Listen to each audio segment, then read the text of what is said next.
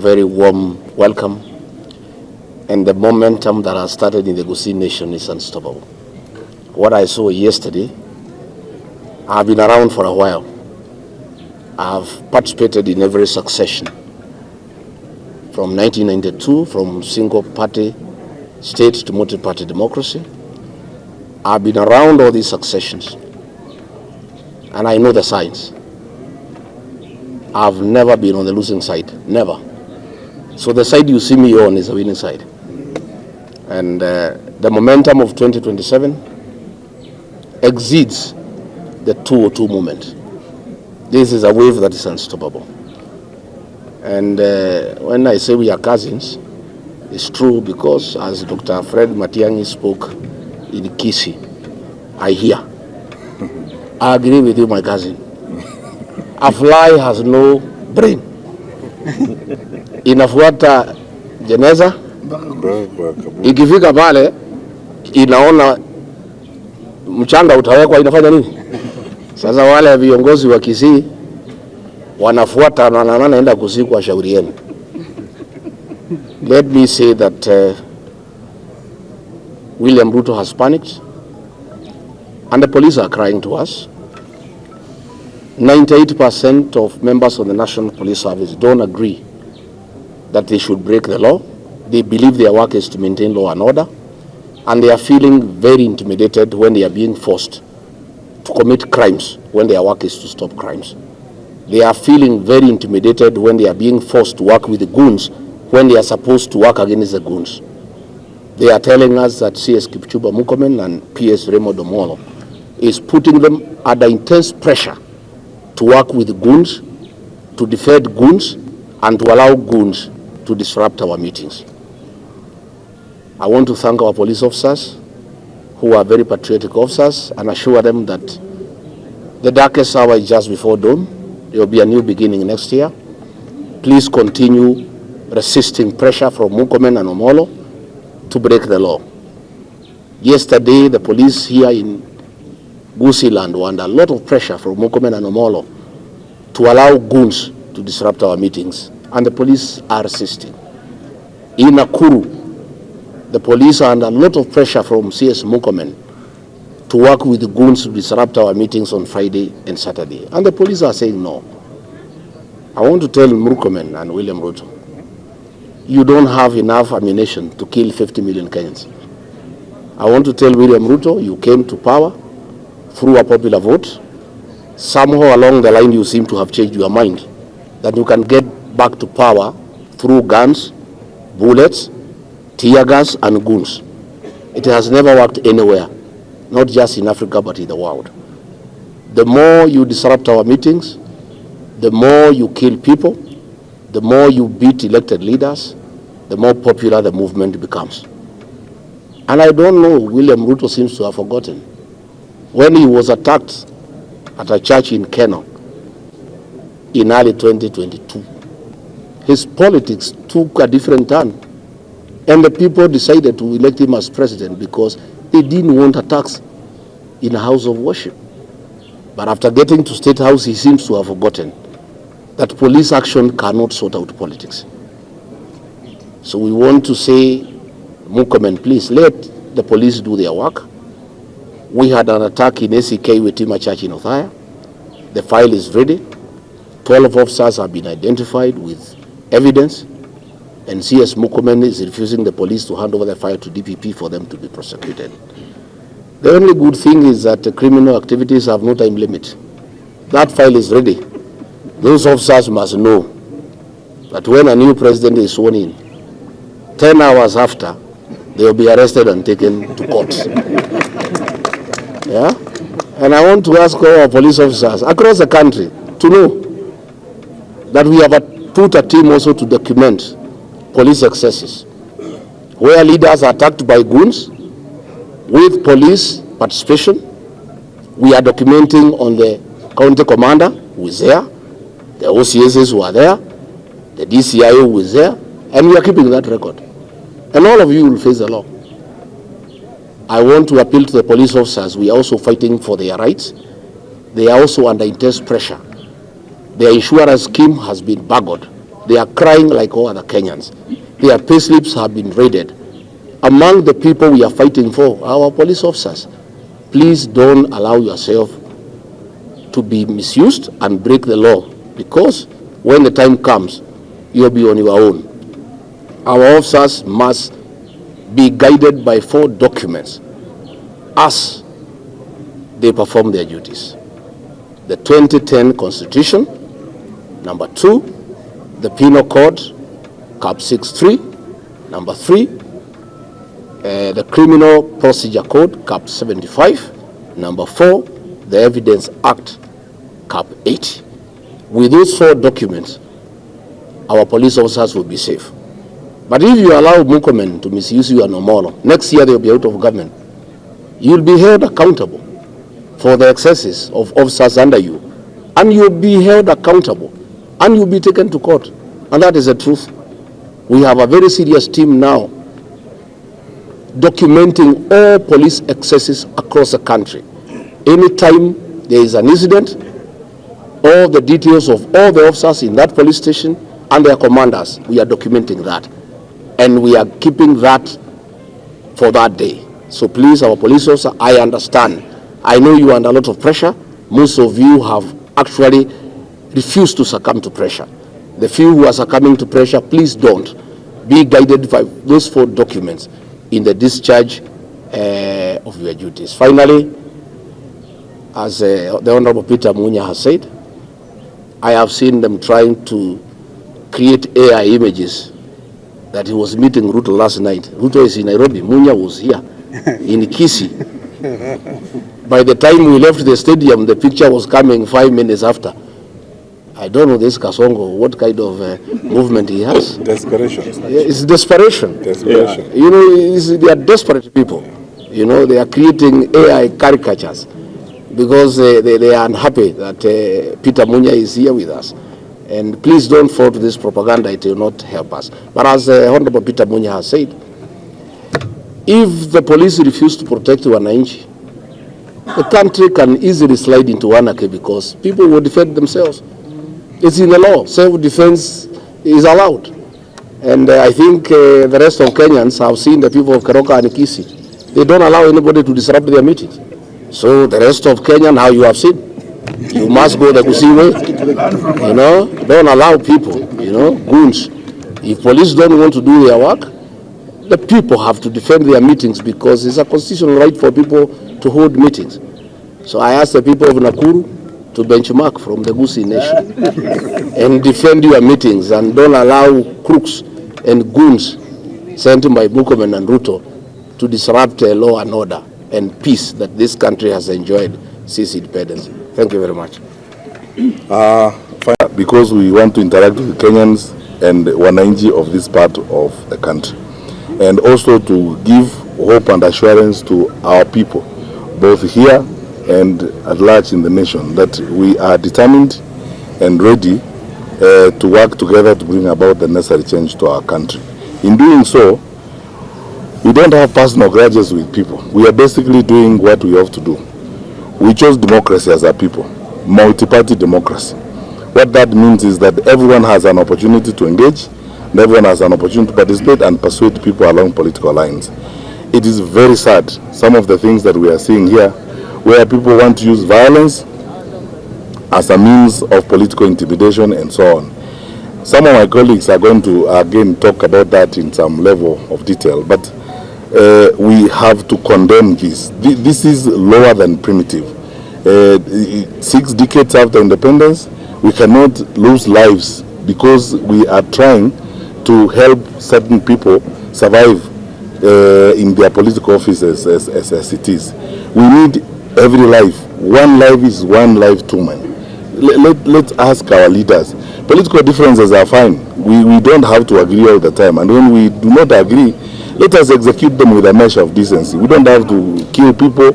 We don't have to send people and so on. Some of the people that I'm told were involved in this are even young people who have been hired and recruited from even outside of Kisii and Nyamira. And then they have been brought in for this particular purpose.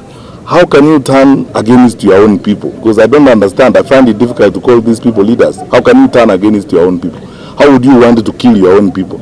And there is no crime they have done except that they have expressed a different opinion from yours. So we want to ask our brothers and sisters in leadership, let's be decent people. Let's get some work done. Let's have a conversation, and let us allow Wananchi to make a decision on how they want to go. We are confident and we are sure about the things we are saying because we understand this country very well. There is near unanimity in this country, as you saw yesterday, all the way from Narok, Bomet, and all the way. There is near unanimity in this country. Our colleagues in the administration have not performed.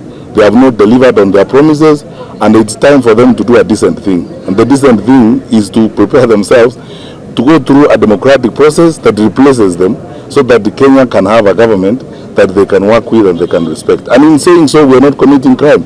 We are citizens of this country who love our country. We want our country to succeed, and we want our country to succeed and operate in a frame of efficiency and decency in the manner in which we go forward. So we urge all our leaders, even those who do not agree with us, that is fine. Persuade the people. Yesterday when we were in Karoka, and this is the last contextual thing I'm going to say, I said this, that you can actually, even come here and live here. If you want to live among us, we are very welcoming. You can come and live here. And if I may say something small for the local vernacular stations, umugambi w'enseye n'abasani baye nabwato busibole gocha agorobole moiga gache nyomba ga araroro amenyo aragerera akira lituko aranyore getande sakorara era pare ajijiwe chitakwa n'abantu bitongera gite. That is it. Ekeko yara ondo tayo tokan n'abantu ba UDA kumora nyinyo mutayo tocha komanya Kisii n'injuma manyera n'umugambi n'abantu bitongora lakini nibaza kuita abantu baito here is not acceptable. Na kumukia bana b'abantu obatume n'abajiko salimo sangikana y'abantu linde bajiko itwaro ekire ndota nyayo itabara nazini nenda abantu baito ba Kisii ndota kitigenteke nendi buno to kwana sabara n'abantu bandi ayana mangana mabeto tota to deal with twatole merani tokore siasa no boronge no buya namasikani buno to kugendera kujibosyo nechikura n'abantu babwate tali umuntu obwate to kwana n'abantu abangora namasikani and then to kugendera kujibosyo lakini ngo chiko salimo sangikana y'abantu nendi twante bya bana ba minto bali n'abantu abagamba tata ngainia tangainia ngainia tumiye bongo bwa ngainia engi ye ajitega denali kabwati sanduku jendera ni kabekera nguno mora maraba tako terene zere ndere serikali ino yoje zeroji tako ngainia that is what I'm telling you ngainia ayabantu otomochiko tomabantu baminto itaba droino abumbali bantu benyenjo nje message ane sabana abaminto na bana baminto na ndi tobanjete titoliko barama na geko rande moko rande liko ramonde iyo tobanjete na bana baminto bali toko basikeze gazi bakora na bumbaka bwati zaba bujye cyo okora ibintu bakora lakini ngo basarwa kamuranje ngainya ya tule karuo ya osoma natali bego babiri ya tule na ya tule karuo ya zaba sisini na inda bantu baminto bagusi nkwana abasanga exangia abana batayigo na abagire mbiyo no isama sikani mu atwokiri no bwanje niyo bonene abana abamintu marasobora ibonzi seneta n'abacumbe n'abarimo kurya ibirogo twanje n'enyenje kabiriye togendiye kuziye itoga nyasaye nabategere tora abantu bayitenyenje kabiri ngamwe no marembe taligo nakubeta n'ibitenyenje na muntu basanga kora amaramana tokora morembe tokora masikani tubikaba kuziba itobonzi piamo nende nkwana ngende kibo bizingo jiganda no zinkwana n'ibiri ndatayigo ege ndike tokuriye aba uzite kire ga ari sabantu bande bale tonyore nje zo kwanya abantu baito tokuriye nje yo kari tonyore nje yo kwanya abantu baito na abantu baito tokorera mekera tokorera abantu baito tokoganda zikuriye abantu baito tokorera abantu baito mubaza ko koleta mangana yande ngainia ekurate anene ngi abantu baminto baito kieke ngainia ezbo ko banyara tori abana bari baminto baronga kita tondane ngainia ya tuli tobona me. So I think for that local banano, I now want to invite alternative government. We have two co-conveners. One is Honorable Mother Karua, who is traveling, and the other one is His Excellency the Honorable Kalonzo Musyoka, the WIPA leader and presidential candidate. And so, somebody has to take responsibility. Wale wengine tunakulia hapo, sasa hapa ndio unajua. Sasa mkubwa hata akombere bunduki kitokea namna hiyo, lakini tunashukuru Mungu tumekuwa sisi wote pamoja na tunataka kwenda pamoja. So tutaongea one point our co-convener sasa ndio watatufungia, and we will then take questions from there as the order of responsibility will go in this responsibility. So let me start with my brother Peter Munyo, leader of PNU. Sisi katika United Opposition, we are not asking this government any favor. We are just asking alternative government, tukitembea pamoja, tukisimama pamoja. Lakini shukrani yetu kubwa ni kwa watu wa hapa Kisii, hapa Nyamira. Mimi nimekuwa hapa mara nyingi, nikiwa na marehemu ndugu yangu Amalo wa kijana, kina Obocha, na tumekuwa hapa mzee Raila, tumerudi hapa na Uhuru, hatujawahi ona makaribisho kama yale tumepewa wakati huu. So yetu ni kusema asante. Lakini vile vile, we must equally condemn the attempted disruption of our meetings yesterday in Gusiland. Bwana William Ruto, all the way from Narok to Bomet to Longisa to Chepelat to Kisii. One message is clear: Kenyans have decided you are a one-term president. The desperation we are seeing, wewe kujaribu kutumia polisi, kutumia wahuni, no amount of tear gas or bullets or rogue police officers or goons that you are hiring will save you from the verdict of the Kenyan people. And we want to say this, that our right to move to any part of this country, our right to assemble and to associate with any people of the Republic of Kenya anywhere, anytime we want, does not depend on your generosity. It is a constitutionally guaranteed right. And that is one thing we want to say as we leave Kisii tomorrow. We will go to Nakuru, we will go to Nyandarua, we will go to Nyeri and all parts of the country. Sasa, this attempt ya kusimamisha and to disrupt opposition rallies will not stop this train. So that is the one message we want to give, and to also ask our young people, sababu wao ndio wanapewa pesa. The goons that were used yesterday, some of them, and this is very regrettable that there was loss of life here in Kisii yesterday because of the goons who tried to stop a rally that was unstoppable. There was loss of life in Western when we had the Linda Wananchi rally. There was loss of life in Kitengela and other parts where we've gone for meetings. Let's ask the youth of Kenya to be part of this change. Why is it that the people of Kisii are saying one term? All the promises William Ruto made here, right from the dams. I was Minister for Water, Bunyunyu Dam, Magwagwa Dam, nothing has been done to complete these dams that will transform this region and ensure that the water issues, food production issues, food security issues are sorted out, have not been done. I was here with Dr. Fred Matiang'i, with the fourth President Uhuru Kenyatta. We came to lay the foundation stone for the cancer center. Since Uhuru left, we passed by, we saw a shell of a building. Nothing has been done by William Ruto and his government to complete the cancer center 4 years down the line. With the remaining few months, will William Ruto complete the cancer center? The people of Kisii know that you are not going to do it. So wanasema maliza ufanye nini? When? All that you promised.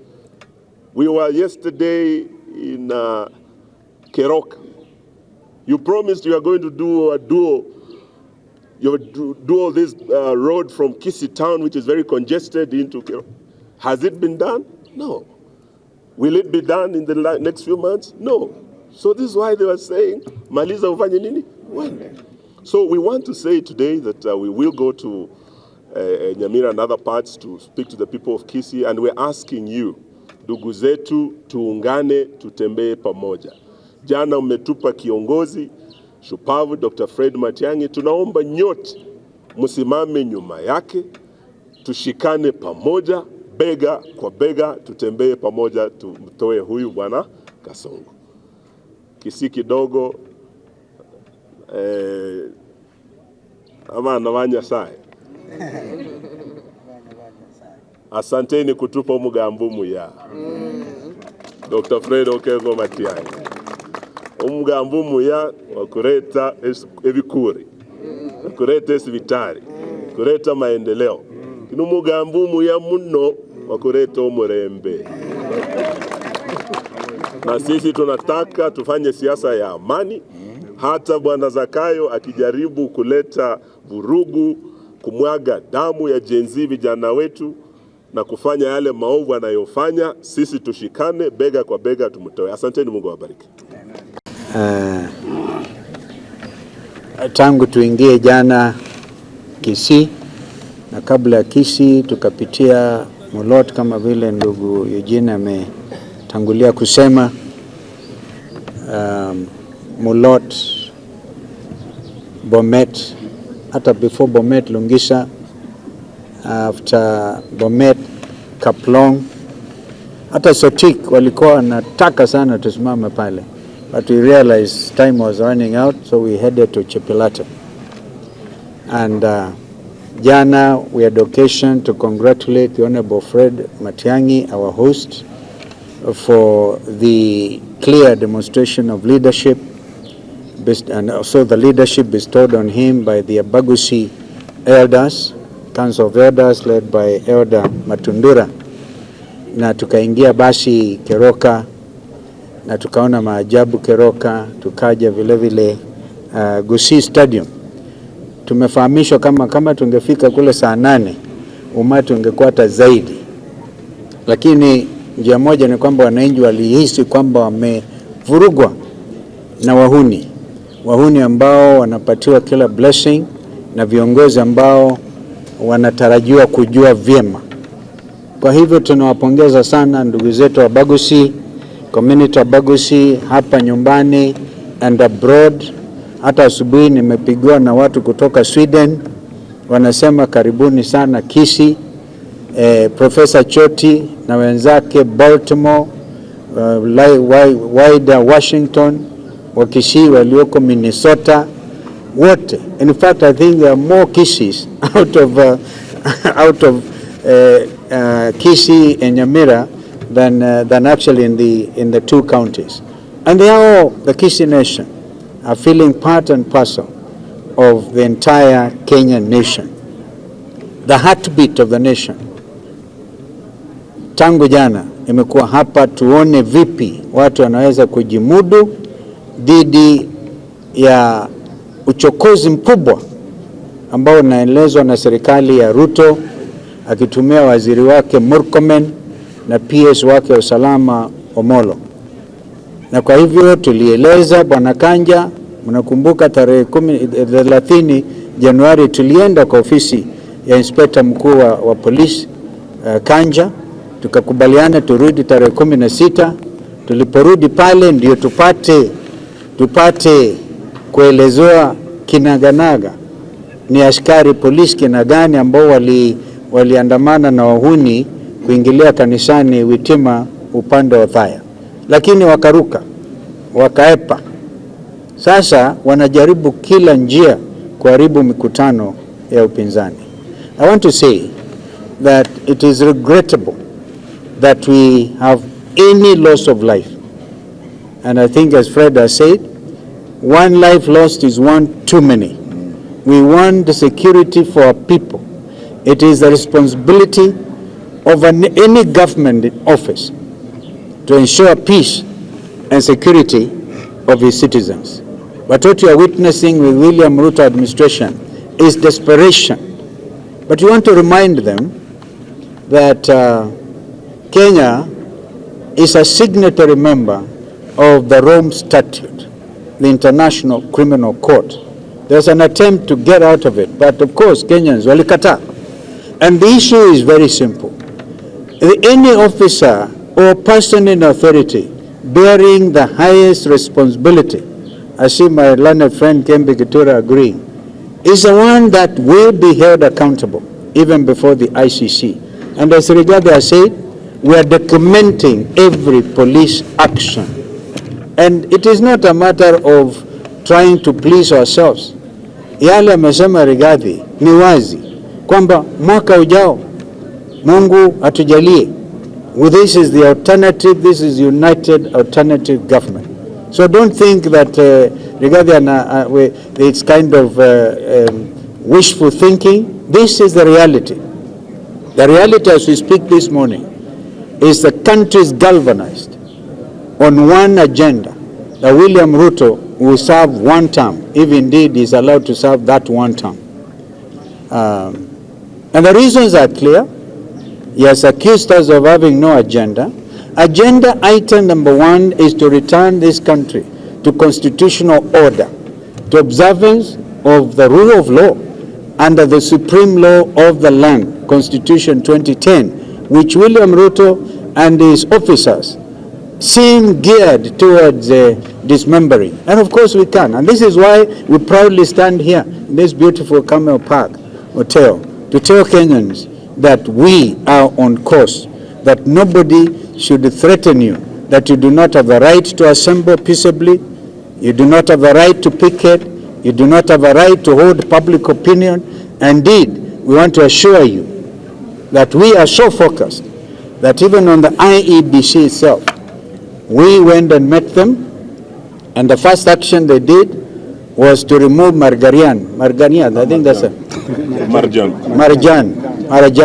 That was not enough. They replaced Marjan, that's a name, I have some difficulty pronouncing it. I think I remember Atun Margarian. They replaced him very quickly with an officer who was from the lower ranks because they think he will serve their purpose. We are saying that there must be proper advertisement for the next CEO of IEBC so that we will all, Kenyans will know if justice has been served in the appointment, in the recruitment appointment of the next CEO, which should be immediate because elections are next year. So it is not that Sunkuli is going to sit there. We have a lot of information of what Sunkuli did in 2022 wakati wa viparanga vya kompyuta na vitu kama hivi. So that is one point. The other point is today we are going to talk to the country. Abagushi wameongea jana. They have given us our brother Fred Matiang'i tuunde serikali. And of course we are moving forward very strongly with our young people. We will not rest until justice is served on the cases, the 70 plus Kenyans who lost their lives because of the 2024 Gen Z revolt. We will never rest until we see justice being served on the 70 others or thereabouts who suffered a similar fate in 2023 wakati hata baba alikuwa hai. We are nearly killed along with them.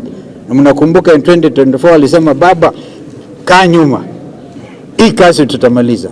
And today justice are not being served. There's even the so-called 10-point agenda that Raila and and Ruto had agreed on, which should be by the end of March, by this March, in the next 1 week, and nothing has happened. And even if they were to think of compensating the lives of those young people, how about the many business who suffered great loss in Nairobi Central Business? Now again, in the same goons walikuja wakatumiwa na police. So Kenya National Human Rights Commission, I think, is now properly seized with all of this. As a united alternative government, we are working with every human rights organization to make sure that justice is served. Hayo tutaongea tukienda mbele, na pia tutasema hatutaruhusu Ruto auze kila shirika la umma. Yesterday I was in court myself. We were there with Eugene Wamala when we stopped him when he was trying to sell off JKI and Ketraco. Akaondoa shingo pande. We have seen him announce that he's going to do another deal over JKI. It cannot work without proper constitutional approach on how you deal with these things. We know that Vodafone is a very reputable British organization, but they also know that if they are dealing with a rogue administration which is trying to dispossess Kenyans of their birthright, the most profitable public company in Kenya is Safaricom. and their M-Pesa applications. The amount of transactions that happen over M-Pesa hata inazidi yale ambayo yalikuwa ikifanyika na Western Union na Kisii in the diaspora. So we are going to engage him at every step of the way. But the most important thing, we have come to demonstrate our unity of purpose, and we want to thank the Abagusi people. Nyasaye amulinde. Asante. There are questions I would defer to my other colleagues to respond to if need be, but the question of naming of our flag bearer, I think the matter has been addressed several times. We are discussing amongst ourselves, we are building alliances, we are aligning ourselves. It is not going to be a secret affair. When that time comes, it will be known to you and to everybody because it's in the best interest of the country. So why would we want to spend our precious time of engaging with our people in Kisii here discussing about the candidate at this point in time? I think you are putting the cart before the horse. Let the horse move. Next is the question about, I wouldn't use the word renegade. I'm very cautious. I would not use the word renegade in describing people who are having an internal conversation or active fellowship within their party. But there are brothers and sisters, all of us here in this group respect other parties, including the ODM. And you know, our leaders, our two co-conveners, the Honorable Kalonzo and the Honorable Martha Karua, have always said that we are open for business 24/7. We work with everybody and like-minded people who want this country to advance. And we will work with all like-minded people to ensure that our country advances. The business of this group is fixing our nation. That is our business. And those who want to fix the nation are our allies, definitely, wherever they are. Thank you. Next. Asante sana. Mimi nafikiri mumetosheka na sisi.